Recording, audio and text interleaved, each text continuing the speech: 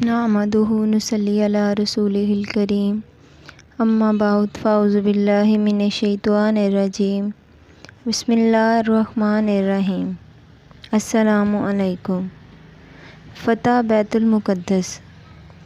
آپ کی فتوحات میں بیت المقدس کی فتح تاریخ اسلام ہی نہیں بلکہ تاریخ دنیا کا اہم ترین واقعہ ہے، جو عیسائیت اور یہودیت کے اس پروپیگنڈے کی آج بھی گرہ کھول رہا ہے کہ اسلام تلوار کے زور پر پھیلا۔ تاریخ گواہ ہے کہ جب مسلمانوں نے بیت المقدس کو محاصرہ میں لے لیا تو عیسائیوں نے شہر کے تقدس کے پیش نظر یہ شرط رکھی کہ اس مقدس شہر کی چابی لینے خود امیر المومنین تشریف لائیں۔ جب حضرت عمر علیہ السلام کو پتہ چلا کہ خون و قتل کے وہ شہر مسلمانوں کے حوالے کرنے کے لیے تیار ہیں تو آپ صلی اللہ علیہ وآلہ وسلم نے خود اپنے محترم داماد رسول ابو حسن الحسین مولائے کائنات مولا علی مشکل کشا رضی اللہ عنہ کو اپنا نائب بنایا اور انتظامی امور ان کے سپرد کر کے خود انتہائی سادگی کے ساتھ بلا کسی فوج اور محافظ کے صرف ایک غلام کو اپنے ہمراہ لیا اور اس کے ساتھ بیت المقدس فتح کرنے چل پڑے۔ آپ صلی اللہ علیہ وآلہ وسلم نے اپنے اس عظیم سفر میں ایک اونٹ ساتھ لیا اور ایک غلام کو ساتھ لے کر بیت المقدس فتح کرنے نکل پڑے۔ ایک اونٹ اور دو سوار، ایک خود امیر المومنین اور دوسرا آپ صلی اللہ علیہ وآلہ وسلم کا غلام۔ چلتے وقت آپ نے اس سے یہ معاہدہ بھی کر لیا کہ ایک منزل تک سواری پر چلوں گا اور تم مہار تھامے پیدل چلنا، اور ایک منزل تک تم سوار بن کر اونٹ پر بیٹھنا اور میں مہار تھامے آگے آگے چلوں گا۔ اس طرح دنیا کی سب سے طاقتور حکومت کا انتہائی طاقتور حکمران مکمل سادگی کے ساتھ اسلامی جھنڈا گاڑنے جا رہا تھا، جن کے دبدبہ کے سامنے ایوان باطل لرز اٹھتا تھا، آج وہ ایک مکمل فتح کرنے جا رہے ہیں، اور وہ بھی اس سادگی کے ساتھ کہ تاریخی عالم اس حیرت انگیز منظر کی نظیر پیش کرنے سے قاصر اور مجبور ہیں۔ چشم فلک نے نہ تو کبھی ایسا منظر دیکھا اور نہ کبھی دیکھ پائے گا۔ اب اسے بھی قدرت کی شان کہیے کہ جب آپ بیت المقدس کے قریب پہنچے تو آخری منزل غلام کے حق میں آئی کہ اونٹ پر وہ بیٹھے اور امیر المومنین مہار تھامے پیدل چلیں۔ غلام نے ہر چند گزارش کی کہ میں اپنا حق آپ کو دیتا ہوں۔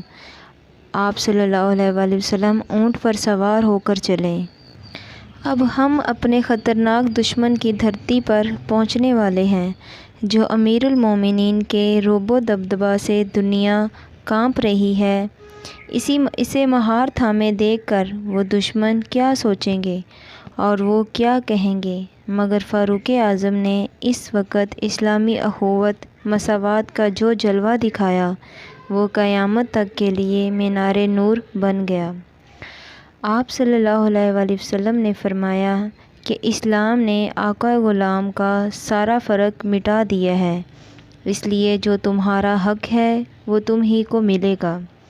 پھر دنیا نے دیکھا کہ غلام کی ہزار منت و سماجت کے باوجود، اس کی ہزار کوشش کے باوجود، فاروق اعظم نے مسلمانوں کے امیر نے غلام کو اونٹ پر بٹھایا اور خود اس کی مہار تھامے بیت المقدس جا پہنچے۔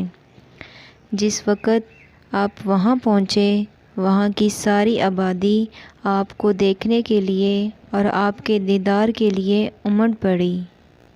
غلام کو بٹھایا اونٹ پر، خود چلے پیدل۔ غلام کو بٹھایا اونٹ پر، خود چلے پیدل۔ ہم ایسا رہنما رکھتے ہیں، وہ سلطان رکھتے ہیں۔ وہاں لوگ سمجھ رہے تھے کہ جس شخصیت کے دبدبہ سے قیصر ملک شام چھوڑ کر بھاگ کھڑا ہوا، جس کے رعب کی وجہ سے کسریٰ اپنی ہی ملک سے راہ فرار اختیار کرنے پر مجبور ہو گیا۔ وہ بڑے عظیم الشان لشکر کے ہجوم میں طاقتور محافظوں کے جھرمٹ میں اس طرح آ رہا ہوگا کہ جدھر سے گزرتا ہوگا بستی کی بستی تھر تھرا جاتی ہوگی، جس علاقے سے گزرتا ہوگا وہ علاقہ کانپ جاتا ہوگا۔ کہاں وہ دہشت انگیز تصور اور کہاں یہ سادگی کہ تنہا مدینے سے بیت المقدس پہنچ گیا۔ راستے میں اسے ایک کانٹا بھی نہیں چبھا، نہ بستیاں ویراں ہوئی، نہ گاؤں اجڑے، ہر طرف سکون و مسرت کا گلشن مہکتا، ہر سمت امن و چین کی چاندنی پھیلاتا۔ وہ بیت المقدس فتح کرنے وہاں جا پہنچا۔ یقیناً یہ ایسا حیرت انگیز منظر تھا کہ چاند اور سورج کی ہزاروں گردشوں کے بعد بھی دنیا نے آج تک وہ منظر نہیں دیکھا۔ اس سادگی نے بیت المقدس کے ہر فرد کے دل میں اسلامی عقیدت کا جو پرچم لہرایا، اس پر آج بھی تاریخ عالم حیرت زدہ ہیں۔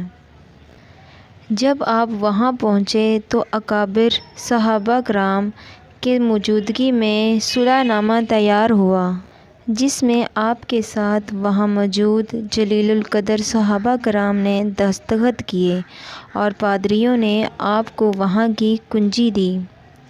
بیت المقدس کی سیر کرتے کرتے اسی دوران ایک جگہ نماز کا وقت آ گیا۔ ایک پادری نے گرجا گھر کے پاس ہی ایک مناسب جگہ پر آپ کے لیے مصلی بچھا دیا، مگر آپ نے اس خیال سے وہاں نماز پڑھنے سے انکار کر دیا کہ بعد میں مسلمان اس گرجا گھر کو نقصان پہنچا کر وہاں مسجد تعمیر نہ کر لیں۔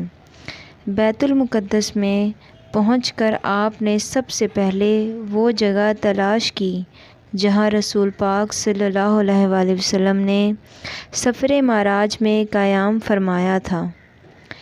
اس وقت وہ جگہ کوڑا کرکٹ سے بھر کر بدبودار بن چکی تھی، مگر آپ نے بذات خود اپنے ہاتھوں سے اس کی صفائی کی۔ آپ کے ساتھ ساتھ صحابہ کرام اس کی صفائی میں جٹ گئے۔ دیکھتے ہی دیکھتے سارا کوڑا کرکٹ اور سارا کچرا وہاں سے صاف ہو گیا۔ پھر آپ نے حضرت بلال رضی اللہ عنہ سے اذان کی فرمائش کی، اور جب مؤذن رسول اللہ نے اذان کی صدا بلند کی تو سارے صحابہ کرام کی نگاہوں میں دور رسالت گھوم گیا، جس میں شمع رسالت کے چاروں طرف پروانوں کا ہجوم ہوا کرتا تھا۔ اس کا تصور نگاہوں کے سامنے آتے ہی ہر طرف سے آہ و فغاں کا دھواں اٹھنے لگا، غموں کا سیلاب امڑ پڑا، ہچکیوں کا طوفان اٹھ پڑا۔ خود فاروق اعظم کی آنکھیں دور رسالت کو یاد کر کے ساون بھادوں کی طرح برسنے لگیں۔ جدھر دیکھو غموں کا طوفان تھا، جس طرف نظر اٹھائے آہوں کا دھواں تھا، جہاں دیکھیے ہچکیوں کی آواز تھی۔ خود مؤذن رسول حضرت بلال بھی دور رسالت کو یاد کر کے لرزتی ہوئی آواز کے ساتھ اذان دے رہے تھے۔